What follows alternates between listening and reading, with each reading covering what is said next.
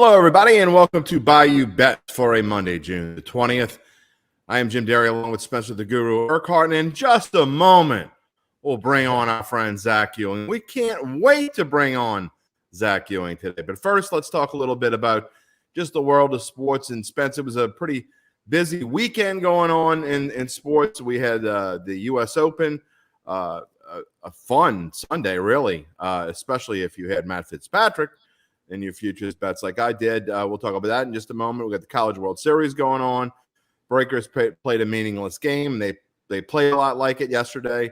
Just all sorts of things. The NBA Finals have wrapped up. They did not need a Game 7. So how is your futures bank looking right now after that Golden State Warriors victory? Yeah, it's looking pretty nice, Jim. I cashed in on not one but two Warriors futures bets. The one I made a couple months back after they had went up 2-0 on Denver. They look so good where I'm going to throw on futures on them there. They were plus 575. And then I got them again after game 3 when they were down 2-1. They were plus, I forgot what it was, plus 300 maybe. Yeah, it was close to that. It was something like that. Yeah, I felt like they overreacted. Like, I know they were down 2-1, but it was like, man, everyone was drinking the Celtic Kool-Aid at that point, and the odds reflected it. So you always say fade the public. The public was all over the Celtics at that point, it seemed like. So I was like sticking to my guns with Golden State. And so, yeah, it paid off, man. Great to see them just get it done in game 6, like I said a while back. Was hoping fade the public. That's right, fade the public. Jerry Poor says hello. We say hello to you, Jerry. We thank you for joining as usual. And, oh, man, no, Nick.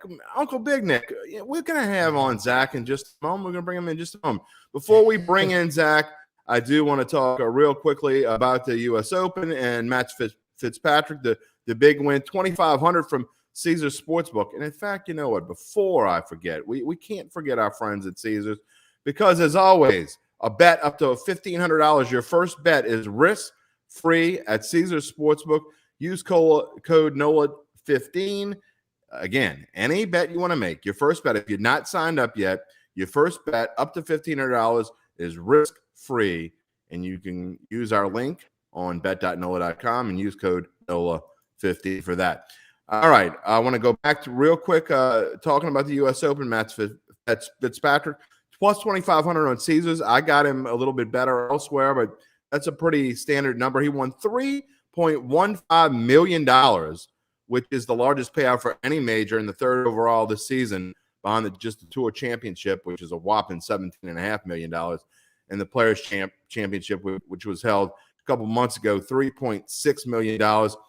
I know you're not huge into the golf world, Spence, but we did, for the second week in a row, we had a really nice payout for people that followed our PGA preview or our golf preview. It was another good week. We hope to keep on rolling. So follow us with our golf picks. You've been doing well with the baseball picks, and your best bets have been outstanding. So people that are missing the boat, we've been doing pretty well as of late. Yeah, most definitely. I had those MLB plays hit early last week. Got a couple more for tonight, and also I had Zalatoris in my DFS golf mock lineup that I had with Zach on Tuesday, and looked like he was going to force a playoff there in a heartbreaking ending, man. He's going to win one of these things one day. He's young. He's going to get multiple majors, I'm sure. But, man, that was just a tough one to swallow. All right, speaking of Zach Ewing, let's see what kind of glasses he's got on today. We're going to bring in our man. Let's see. There he is. Oh, man, come on. Really? That's all you got for us? I'm not wearing the green glasses now. They probably smashed the green glasses. Those guys, man. Yeah, for real. He probably threw them things against the wall and shattered them. I was trying to think of ways we could roast you and all those things. But you know what? I gotta say, if you picked a team, you won some other money. You got them to win the conference championship. So overall, you did pretty well with the Celtics. So I'm not going to give you too much grief, other than to say the men on your left and your right were both right. That's all. It's true. You were. And there is a winning side and a losing side in every bet. And that's a lesson that you learn early on in this thing. But I mean, look, I don't really regret the bets I made. In fact, I don't at all. The one that I do a little bit would be after the conference finals. I did double down and bet a little more on the Celtics at plus 140, and should not have done that. I had enough equity in the Celtics already. I was feeling pretty confident at that time. And honestly, the first 3.5 games of the series went more or less like I thought they would. The Celtics did hold the Warriors down to below average offense. Golden State averaged more than 110 points in each round of the playoffs. Against Boston, they didn't hit that number one time. Now, they would have in game 2 if it had been close. But, in 6 games, they did not hit 110 points once. So that part of it, I feel like was correct. Boston was more physical with them. They let Steph Curry have his to a certain extent, but nobody else really got going until Andrew Wiggins in games 5 and 6. The thing that I did not expect was the Celtics sort of occasional offensive brain farts, turning the ball over, missing some layups. It got extended into like full game hiccups. Yeah, well, they did. And I kind of, we kind of text back and forth in our text. I was talking about, I really thought that's what the Celtics downfall was going to be. They went through too many spurts of just kind of losing focus. We saw that in game 6. That stretch lasted, I think, longer than maybe even I thought it would last. But that's their downfall. And as well as they played defensively, and we saw in game 1 how hot they can get offensively, they just couldn't hang on. Yeah, and I think I'm with Nick. That was that was the hardest part of all of this. Forget the money. Yeah, it's sad. No, it was. I think you sort of expect that a little bit with Boston, and frankly, maybe a lot of people have said this, and I hate agreeing with national pundits, but maybe they're right. Maybe they needed to get on that stage and learn that lesson, and then next time it'll be a little bit easier for them because they're talented enough. They'll be back, if not on the NBA final stage next year, close to it, and I think they'll get back to the finals at some point. But like I said, I don't, the odds that I got them at 11-1 to win the finals, also 8-1. Then again, I believe at 5-1 after the Milwaukee series, or maybe it was after game 6 of the Milwaukee series. And the one that I probably shouldn't have done was the plus 140 before the finals. But all of those other odds that I got, okay, so 11-1 implies they had a 9% chance to win the finals. 8-1 implies they had a 12.5% chance. 5-1 implies they had a 20% chance. All of those probabilities, in my opinion, were way, way, way, way off. And that's why I placed money on them. And like I said, at plus 140, that implies they had like a 40% chance to win the finals. And that it may have been more like 45 or 50. But I probably didn't. There wasn't enough value there, and so I shouldn't have done it. But clearly, when they were 8-1 and 11-1 and even 5-1, those were way off. Never did they have 100% chance. Clearly, it didn't come home in the end. But playing the numbers game is what I was doing, and I think they always had a better chance than those odds implied. Chris Martinez has some questions about the NBA draft we're going to get to in just a little bit. Madeline Adams, I never announced where our special guest is going to be in just about 10 minutes or less. Madeline Adams of FOX-8 sports anchor will be joining us. She covers the Pelicans for FOX-8, and we'll get her thoughts on what she thinks maybe might happen in the top part of the draft, what the Pelicans might need. Before we let Zach go, we'll get his thoughts on it as well. But Spencer, just going back to the finals real quick before we move on. You said the whole way you saw Golden State in 6. I said 5 or 7 because I thought they were going to finish it at home. Turns out Spencer was the best of the bunch, and you've been the best of the bunch with the best bets as of late. What did you see? Why did you think that it was going to be Warriors in 6? Yeah, I've been kind of riding a hot wave here, so I just been hoping to keep that going. But anyway, back to this. The 6, the reason I was thinking 6 was because I kind of had it playing out to where I was thinking they'd be up 3-2 to where it was like, well, I had it going, to where it'd be, I figured Boston would win at least, they'd split it the first 4, it'd be pretty even there, which it was. I was thinking of Boston might win both of their home games, but they ended up stealing one, and then Golden State stole one. But I figured Golden State would be up 3-2. It's just, I was thinking in 6 though, because Boston's had a lot of games where they haven't played too well at home. Their home court, I mean, they play well at home some, but they've been kind of up and down at home, not a real consistent home team, where I was thinking at that point, Golden State has some momentum after a Game 5 win that they could very well go in there and close that thing out, because we all know how Game 7s can go. Anything can happen. I mean, someone could get hurt, and that could change the whole thing. Like, if you got the chance to close them in 6, you want to try to do that, and that's what they did. It was another one that, they kind of had them from the start to where and that's why I wasn't as high on Boston, because I just didn't feel like their offense was quite strong enough to keep up with the Warriors. Well, I will say this, when it was 2-1, 6 games wasn't looking very good for the Warriors, if they were looking good at all. In fact, Zach was doing a lot of talking, a lot of chirping after Game 3, but that's okay. Was I though? Yeah, just a little chirping. I didn't go back and get the clips like you guys did to me last week, but that's okay. Saying that Game 4 was going to probably decide the series. I mean, I did not think, and I said this, and the thing, Spencer, is you talk about how you handicapped the Warriors in 6 before the series.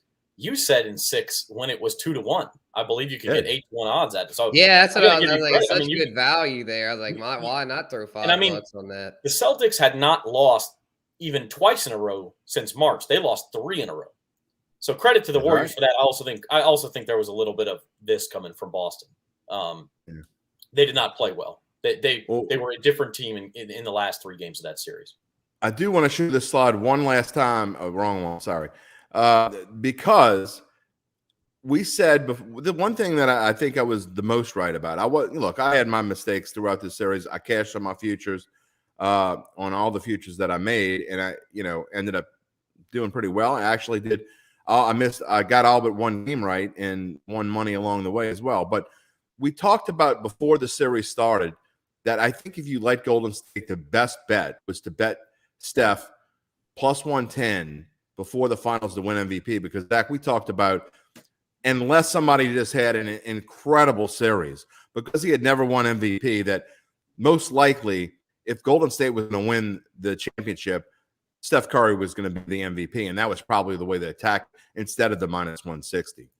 And honestly, Jim, that would have been a great bet to make for me to hedge after Game 1.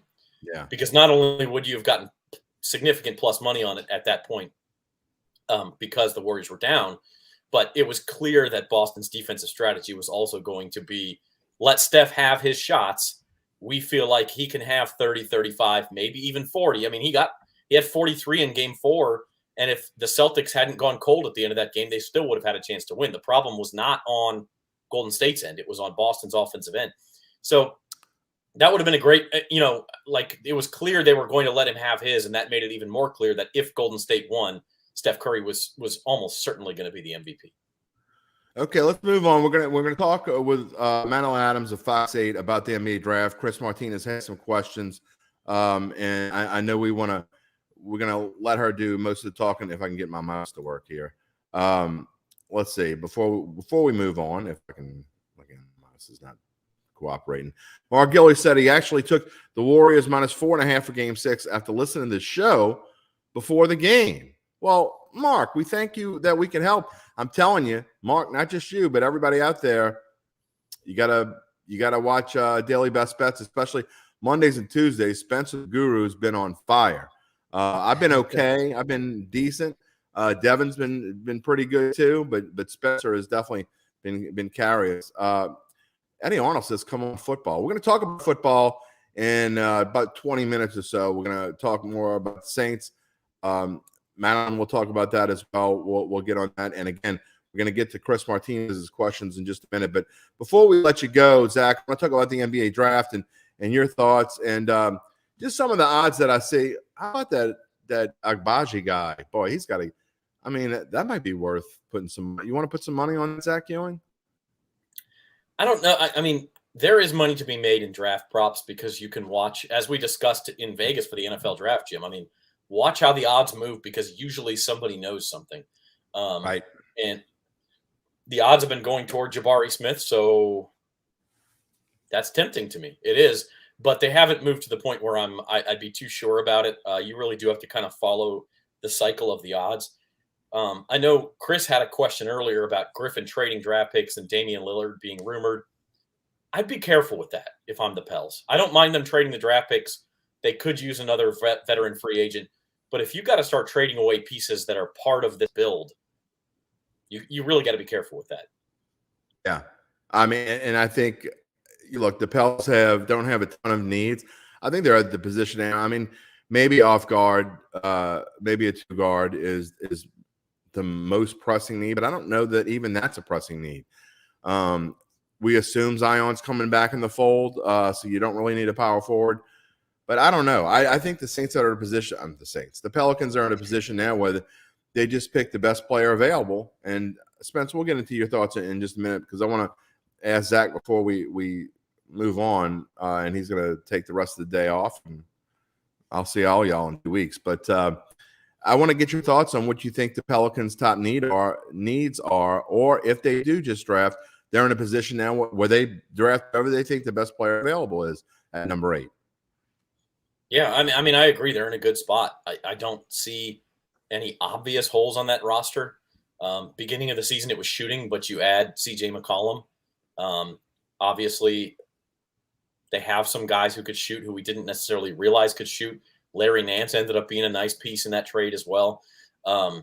So, I don't know if I say it's definitely best player available. They could probably still use some backcourt help, maybe some depth in the front court if you don't think Zion's going to be good to go 35 minutes a game right away. But they're a fairly complete team, and maybe the answer is to package some of these draft picks and try to go get a veteran player. I just say I would be careful trading away too many of the current pieces. Jose Alvarado, for instance, do you really want to include him in a deal to go get Damian Lillard? Now, I know maybe it's worth it. People said the same thing about Josh Hart, and I think that was worth it. You hate seeing Josh Hart go, but the C.J. McCollum trade obviously was the right thing for the Pelicans to do. They got McCollum, they got Larry Nance. So if you have to give up a piece, excuse me, guys, a piece like that, maybe it is worth it. All right, make your prediction. Who are the Pels going to draft at, assuming that they're still here at pick number 8?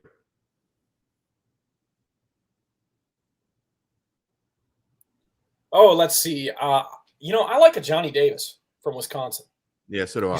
He's another shooter. He's a guy who can space the floor. If you do bring Zion back with Jonas Valanciunas, I like that pick a lot. A Big Ten Player of the Year. It's hard to not like. Oh wait, I gotta show this. Uncle Big Nick is turning on you, man.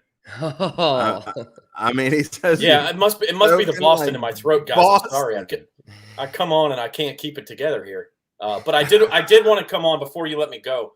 I did want to come on and take my medicine. I'm a man of my word. I said I would do that. Look, it didn't work out. I don't regret the bet. I still think they were better than 50-50 to win that series all the way up until maybe halftime of Game 5. I started to think this isn't going to work out. Never did I feel it was 100%, but I felt like they were, and we saw it in the first 3 games of that series. They were a more physical team. They were a more athletic team. But unfortunately for me, the last 3 or 4 games, they were also the much stupider team. So, yeah, you had your chance to hedge there a little bit, and you passed up on it. Instead, you doubled down, and we all I got Celtics in my throat. I'm sorry. I'm just saying, I'm as stubborn as anybody, but that was your chance to hedge there. It's all right. And the other thing, as far as the money goes, my Eastern Conference bet victory covered all of my finals bets and actually a few dollars more. And so I was in the mood to kind of play with house money there. I could have secured a bigger profit. Obviously now I wish I had, but it's okay. Yeah. And I think the Celtics would be okay. That's the funny thing about this and the green colored glasses and everything. I don't really like Boston teams. I never have, but gambling will do that to you, right? Yeah, they'll change your opinion real quick.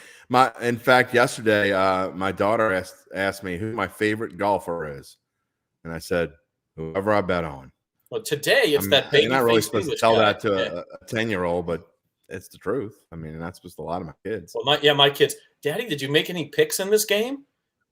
My wife just stares daggers at me. Yeah, well, they got to get used to it. Zach Ewing, go enjoy yourself. And Spencer and I are going to be taking some time off, so you and Devin are going to have to fill in the slack. That's right. Devin and I will be back. You're not going to be able to pick as well as Spencer. Nah, we'll figure it out. Devin's okay. I'll hold up my end, and then Devin will carry the load. No We will college be back football Thursday today. for At the Book, Devin Jackson and myself, though. So looking forward to that. Well, they'll see you then, and I'm sure everybody will be looking out. We have a special Datitude coming up this week while I'm on vacation, but we're going to be talking about that in a little bit. Mickey Loomis is going to be coming on Datitude, so I'm sure you'll be looking out for that as well. All right, Zach, you got the ship for the next 2 weeks, and we'll talk to you in a couple weeks. All right, guys. See ya. All right, Spence. We're waiting on Madeline Adams to join us here on the show here on Bayou Bets, but want to get your thoughts on the NBA draft as well. We talk, we're going to get to some questions here we have about the draft. I mean, what do you think? I mean, do you think that the Pelicans maybe what is their greatest needs? I mean, or do they just take best player available? Yeah, I think they go BPA, but I mean, like, the Johnny Davis kid from Wisconsin, a good shooter. I think that would be a good fit because they could use some shooting help. I mean, as they got CJ, who's a really good shooter, and BI can shoot it, but a lot of the Pels' good depth pieces are more like the defensive aces, like Alvarado, Herb Jones, and then Zion back too. Well, I mean, he's not really shooter per se, but I mean, he's such an elite scorer, like to where, like, if he's on the floor too, like, I know we brought up a potential Damian Lillard trade, but if you got Zion back, I just don't think there'll be enough room for Dame. Like, I feel you got CJ, you got BI, and you have Zion, all pretty high volume scorers. Like, and I think they need to just keep the pick and go with the best player available and have that young player come in and serve as another quality depth piece because they have a good enough starting five to roll with. I don't think they need to go give up a bunch of those young depth pieces for another big time scorer. If Zion's healthy, they'll have plenty of scoring. Hey, we can all dream, can't we? I mean, can you imagine Dame on this team? It would be having a little Dame time. That'd be a little fun. Speaking of fun, we're going to bring in Madeline Adams of FOX-8 to join the show. And Madeline, not only welcome to the show, but we're a little belated, but welcome to the New Orleans broadcasting region, media coverage. We are all, I've been around for a long time in the newspaper business and still trying to figure out this whole broadcasting thing. I know I read that you're from Houma and you were in Lafayette, so you know Spencer a little bit. Welcome to New Orleans.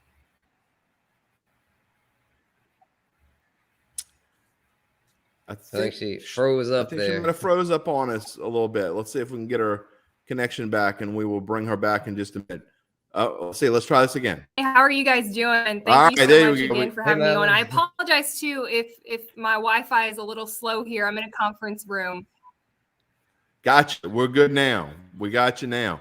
We're glad you're on FOX-8. It is, I don't want to shun my other friends across the media landscape, but it is my channel of choice that I watch because you guys do a great job over there. And I've known Garland Gillen for a long time, and he's been, I think we might have lost Madeline again.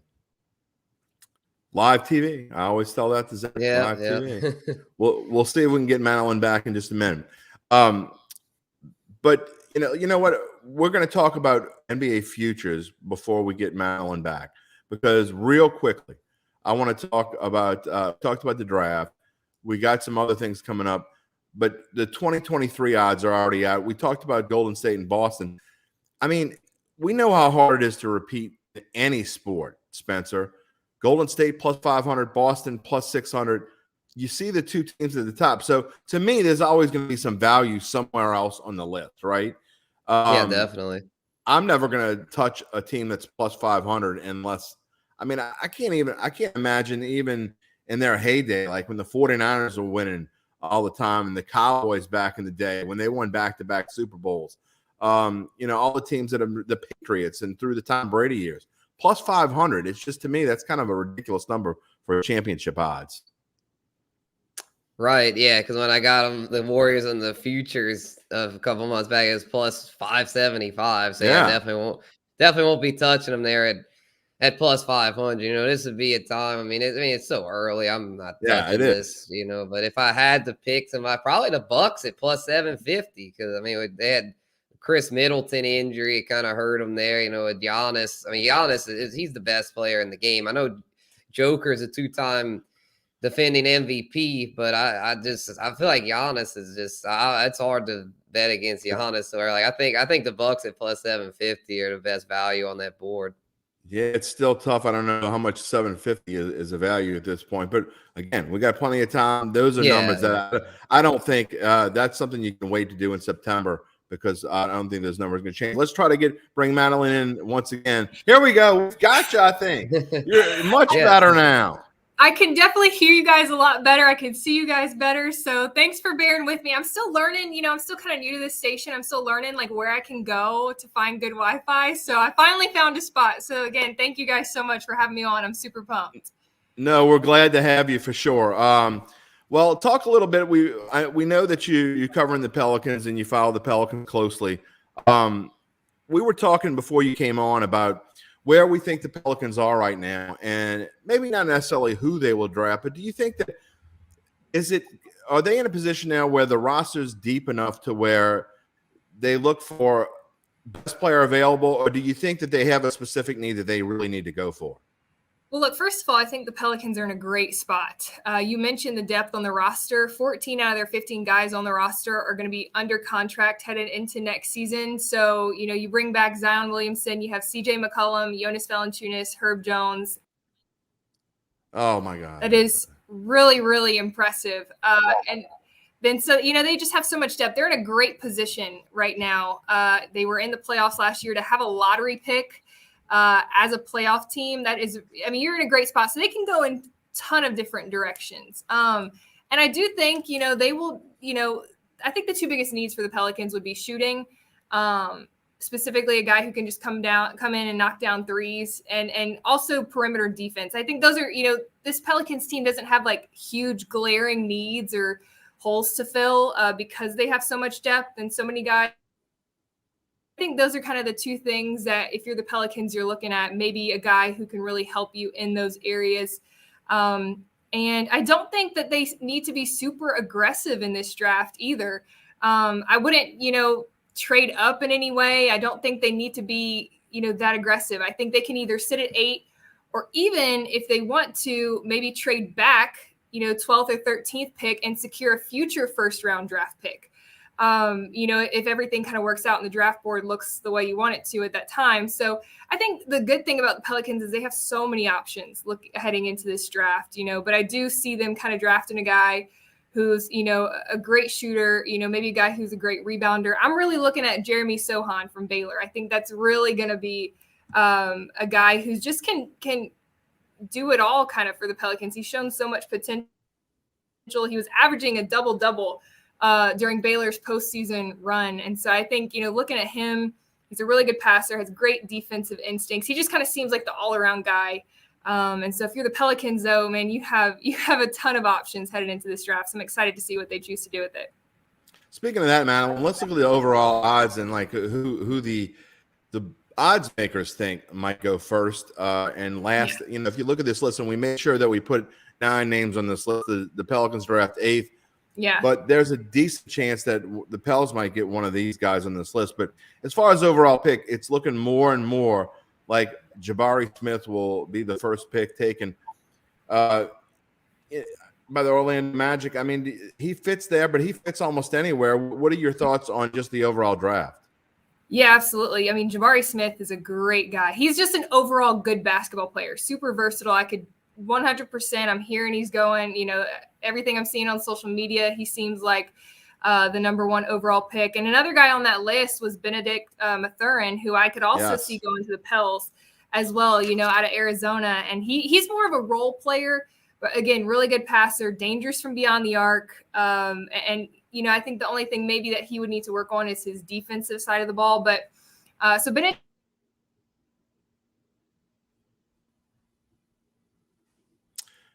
Okay. But yeah. There you go. We lost you for a minute there, Madeline. You know what? I'm with that list. live TV. We're gonna. Yeah, I think you're talking about the Benedict dude from Arizona. Yeah, he could be a good fit too. Yeah, I'd like that.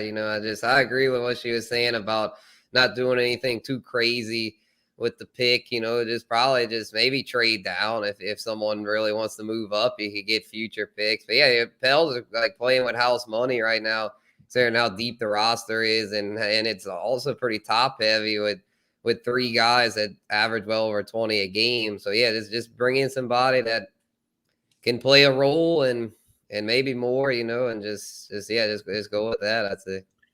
All right, let's move on. I want to talk about some football now as we go towards the end of the show here. We cannot go without talking about football. Again, I'm going to have Mickey Loomis on Datitude on Friday. I'm thrilled to have him. Jeff Duncan and I are both going to talk to Mickey and just get his overall general thoughts on just life without Sean Payton, what the thought process of this year's draft, how things were different going into the draft. I'm looking forward to having him on the show this week. So that is going to be something we're looking forward to. But as we talk about that and the Saints go into their vacation zone, Spence, you look at where they are and we have seen their odds kind of like come down a little bit, which means that somebody's betting on them. I mean, when I'm just talking about the over-under win total, which is still at 8, I believe, but you better get it now because it's going to go to 8.5 for sure. And you got to lay a lot of juice even now to get 8. We got it at 7.5 way back when, but I think the Saints are in great position, and I can't wait to ask Mickey what his overall thoughts. You know what? Let's bring in Madeline one more time here because I want to get your thoughts on where the Saints are right now. And we were talking about we're having Mickey Loomis on our show on Friday on our podcast. And I just don't understand the downers on this team. And I've been as critical about them in the past as just about anybody. But you look at this roster and where they are right now. To me, over under of 8 wins. So the odds makers think they're going to have a losing season. I don't get it. I think this team is absolutely stronger than they were last year. And I get that Dennis Allen is coming in and trying to fill the shoes of Sean Payton, but I think with Jameis Winston coming back and this defense maybe as good as it's been in 20 years, I mean, this team is poised, I think, to make a decent run.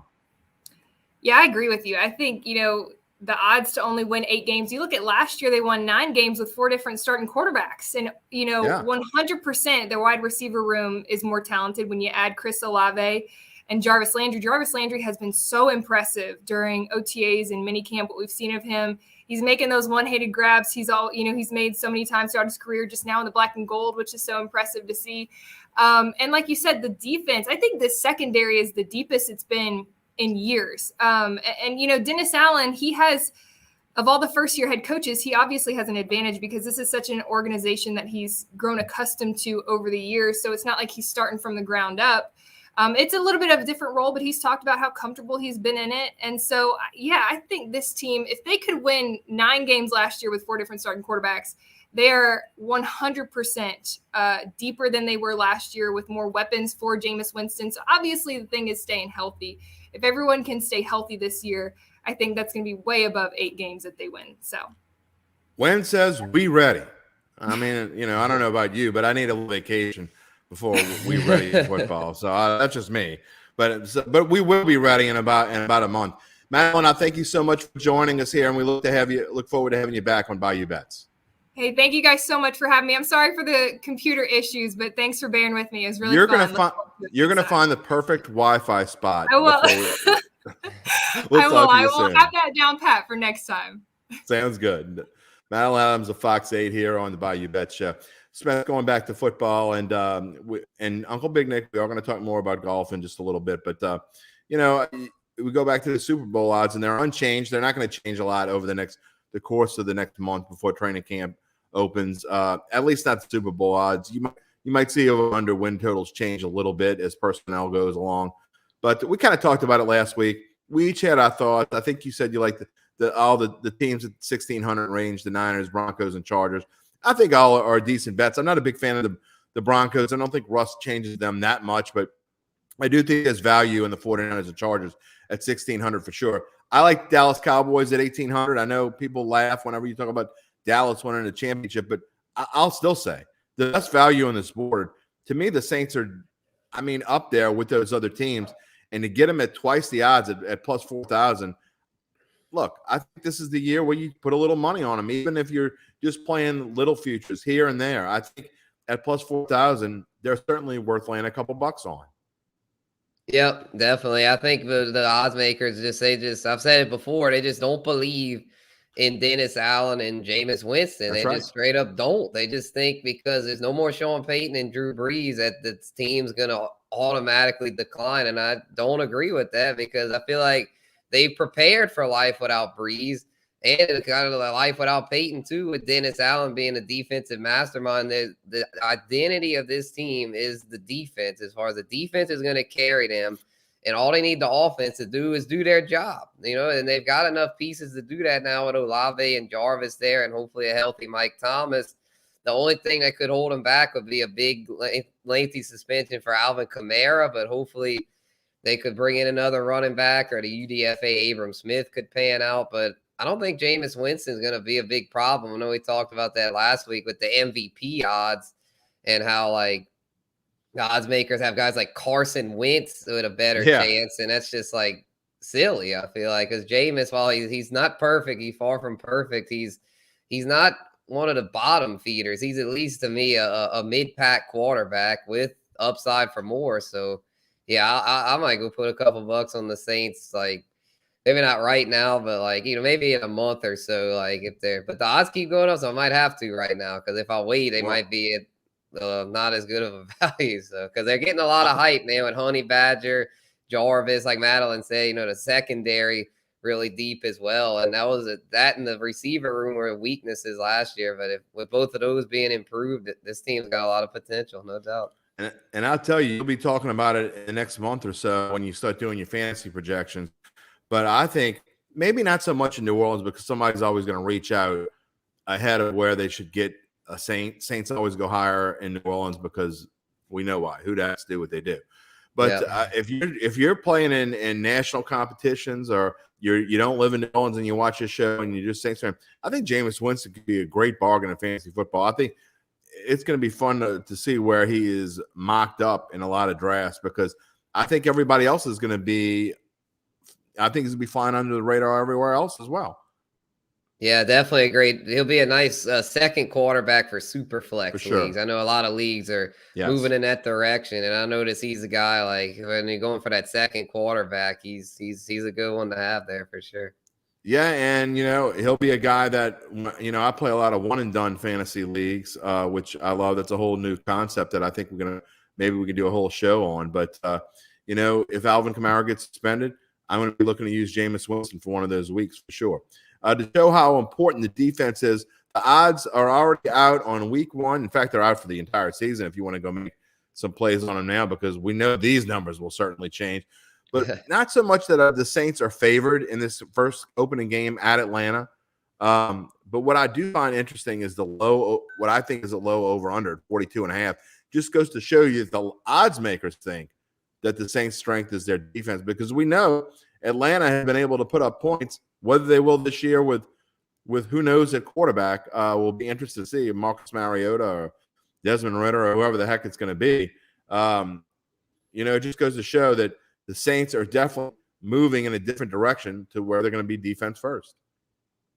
Yeah, exactly. Yeah, I think I think they'll be able to slow down Mariota or Ridder, whoever it is, because they've got all their bases covered pretty much. They don't have any weak spots on the defense from what I can tell. So, I mean, they're going to be pesky, normally, if it wasn't for the fact that it was the divisional game, I'd say they should be more like 6-point favorites. But considering it is the biggest division rival, it could always be some weird stuff that can happen. But I'm still thinking that, being week 1, a fresh slate for everybody, fully healthy. Hopefully the Saints will be fully healthy. God forbid, no major training camp or preseason injuries, and they should be able to cover that with ease.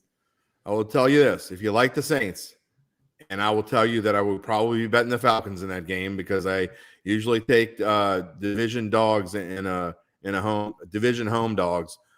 They cover like 75 to 80% of the time over the last 10 years. I mean, it's almost like betting gold. So I'm not saying the Saints are going to lose the game. I won't bet the money line, but I'll probably bet the Falcons, which means I'll wait because that line's going to only go up. I can tell you right now, barring, like Spencer said, barring injuries, which would change the dynamic of a lot of things. But if you like the Saints in that game, it already went from 3.5 to 4. It's only going to go up. I would be willing to bet it's going to be closer to 5 or so by the time we get there. But that's a long way away. I'm not saying you have to bet it now, but it's not going to go down from 4. All right, let's move on from the NFL and our other local football team, and that's the New Orleans Breakers, who clinched a playoff spot last week when they won their game. And yesterday they kind of showed that they had already clinched. Mr. Slaughter was in street clothes on the bench, and they weren't playing to win that game. It didn't matter. It had already been settled they were going to be in the playoffs against the Birmingham Stallions. And, if you look at where they are, sorry about that. If you look at this weekend's action, Breakers are 5-point underdogs. That is by far the largest they've been underdogs. In fact, they've been favorites in most of their games this year. But I think, Spence, for some reason, I think a lot has to do with the way they played yesterday, that they're 5-point underdogs. No way they should be that big of an underdog against this Stallions team, which really hasn't been playing that well the last few weeks of the season. And the Breakers kind of let them slip off the hook a few weeks ago when they played, and they were swept by Birmingham. But this game's not in Birmingham. It's in Canton, Ohio. And I really like the Breakers in this game. Yeah, I think it would be a good time to play the Breakers with the money line because, if it was Slaughter and street clothes, I mean, that game meant nothing. Like, I mean, it's just, even if he would have played, it's like, they would have played better, I'm sure. I know they looked really bad, but it was just, it didn't mean anything. They had clinched. Everything was cool. Like, I mean, so yeah, this line seems a bit much. Like, I don't see why it's 5. I think Birmingham's a good team. It's going to be a close game for sure. I think the Breakers could easily do it, and you're getting a lot of value there at plus 175, which I thought normally it'd be probably more like plus 120, or plus 175. I thought it would be more than 3.5 range is what I thought. So I thought that was a little high. Yeah. So we're gonna get to the overall in just a minute. One last talk about the games this weekend. The USFL semifinals. Winner of this goes to the inaugural championship game. I guess the inaugural championship game of this USFL. So, I mean, I don't know. We can call it inaugural if you want. They played for 3 years in the 80s. I don't know if that counts. But the New Jersey Generals coming in after they lost their first game. They won their last 9 games of the season, playing the Philadelphia Stars, the only team that beat them this year in the opener. I kind of like the Stars here. So we'll get more into that as the week goes along. But I think I like the 2 underdogs this week. Hence, which goes right into the championship odds. And I think you're getting a really good price on both the Breakers and the Stars. I might not play the game, but I really think I'm going to put a little something on both Breakers and Stars. That is the highest the Breakers odds have been in about 5 or 6 weeks. They started the season, I think, after that first win, I think they went to right around 350. They went up just a little bit, but really they've been below 350 for most of the season. Stars plus 400. I think they're an underrated team. So that'll be interesting to see. So I really like Breakers and Stars, both of these teams. I don't know how much you paid attention to the USFL, but just tell me your thoughts real quick. Okay, yeah, I would probably seem like the Generals have been pretty solid. I'd probably lean slightly more toward the Generals, but I'm with you on the Breakers though. I feel like they're I keep up them Great the closest value. Being they're the local team. They've done really good this year, and it's more so like I feel like they've got a really nice combo of their defense is usually pretty stout. And then with Slaughter, I mean, I know he's made some bonehead decisions, but when he's on, he's the best quarterback in that league. So, yeah, I feel like the Breakers are to play here and maybe the Generals. I'm not as much on the Stars, but you never know. I mean, the Breakers to me are the best value. And it really is hard. I mean, you're talking about a league unless you've really paid attention to it. And I probably paid attention to it more than most. So I really do like the Breakers. I'm not just saying it. I think they're a great value there. We'll see how things work out this weekend.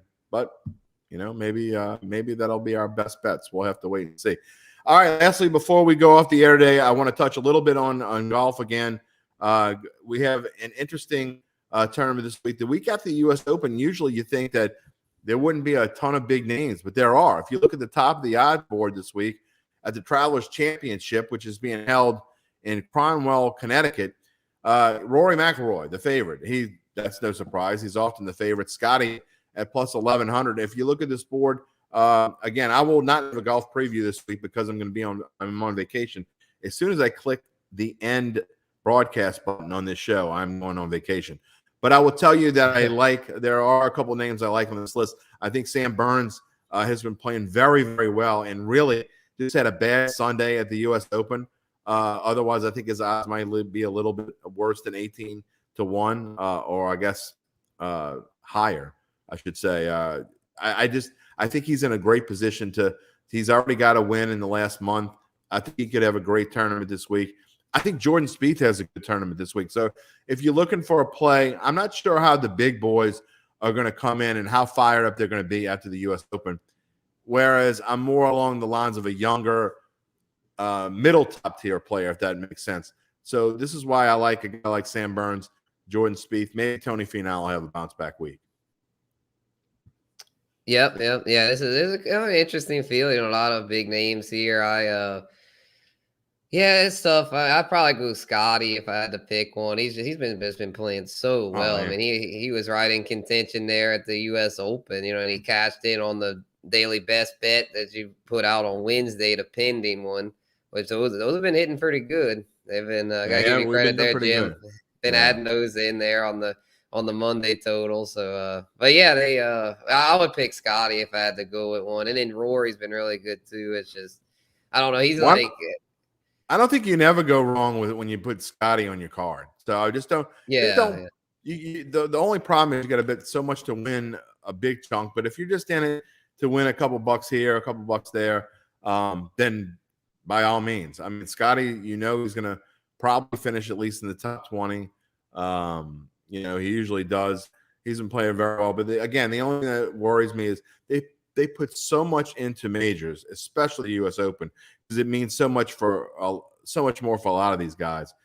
It's hard to think. I think this is a week where, again, a guy in the 20 to 1 to 40 to 1 range might come out on top. Joaquin Neiman's not on that list. I think he could have a really good week as well. So be interested to see. Before we end the show, last thing we're going to talk about today is the College World Series. Some interesting games going on. I saw a bunch of chatter on the Texas A&M social media page. It was the first time they had beaten Texas at baseball in something like 1,400 and some odd days. So they're pretty thrilled in College Station, and the Aggies moving on. They will face Notre Dame next. Oklahoma right now sitting pretty. They're in a good spot. They defeated Notre Dame. So yeah, in the winner's bracket. And Ole Miss. I mean, it just goes to show. It kind of goes back to what we were talking about, Spence. I really like Arkansas. That's one of the teams I talked about. That's the team I liked in this tournament more than anybody. But Ole Miss goes to show that if you get hot at the right time and you get that feel, college baseball is different than most other sports, because I think whoever has that feel about them in the last month and a half of the season and goes into this thing hot, anything can happen. That's why I never really liked the favorites, because I mean, the favorites, the top seed hasn't won since the late 90s. And, I mean, the seeded teams are getting beat. Yep, 100%. Yeah, Tennessee, the overall favorite, was, of course, knocked out by Notre Dame in that crazy game. And then Texas was the favorite among the 8 teams in this, and then they get knocked out. So it just goes to show you got to just go for the values, go for the underdog. This college baseball deal it's like – it was wild. It's the Wild West out there. You never know what's going to happen. I mean, shoot, Stanford just got knocked out.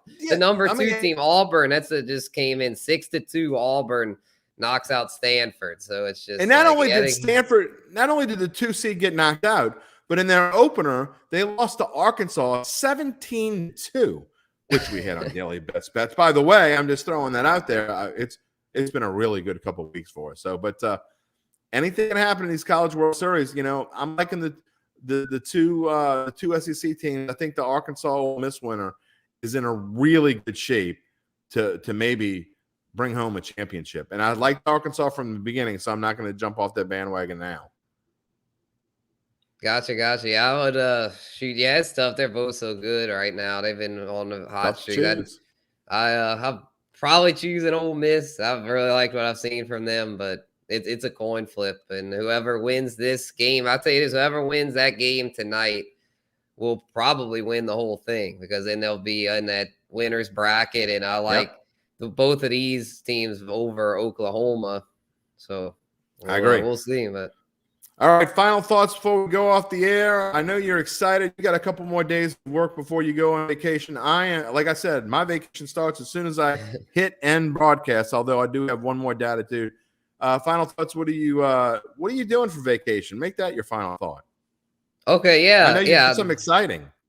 Yeah, I'm going to do a few things, a couple of sports related things. The first thing, I've got to check this off my bucket list. Got to go to a NASCAR race. You know, I've been wanting to go my whole life. Been big into auto racing, do my picks column every week. And going to the Nashville race on Sunday.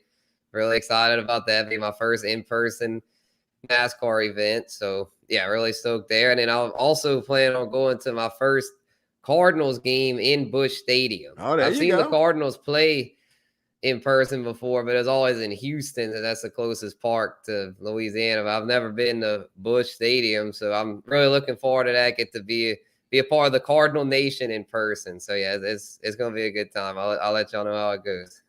Good for you. That sounds like an exciting trip. I am the furthest thing from a Cardinals fan, but I am all for guys going to check out their teams in their home venue. Me being a Cubs fan, I've been to Wrigley, I don't know, probably close to 100 times. It is a phenomenal experience. Each one is great, although I will say the World Series was better than the other ones, but that's a whole different story. We don't have a lot of those. My closing thoughts as I go off into the netherworld, I'm going to Florida, nothing sports related. My family is looking forward to some time on the beach. But again, I'm going to promo one more time.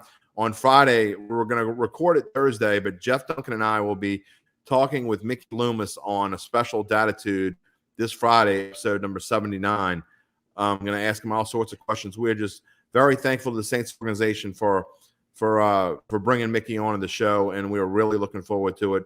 Again, I will be in Florida. I'm not sure where Jeff's going to be while we're doing the interview. We're going to be all over the place doing Datitude this week.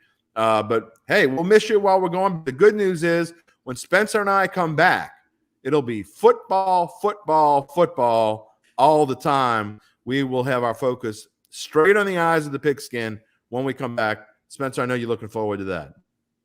Oh yeah, definitely. Yeah, because as much as I love baseball, auto racing, basketball, like football, football's what drives the ship, man. I can't wait to get back into full-on football mode. You know, have some fantasy takes here. Gonna have my positional. I had to tease y'all at my top 12 of the rankings. You know, I'll have the more in-depth rankings here soon with breakdowns of all the players and such. So yeah, it's gonna be great, man. It's always fun in those months leading up to the start of the NFL. No doubt about it. And I will have team by team previews. I will tell you what I think about all 32 teams. We'll put their over-under on there. We're going to have little short videos. I'm going to have covers.com is going to be helping us. Adam Chernoff is going to be a special guest on a lot of these shows. I think Jeff Duncan's going to do a couple of shows with me.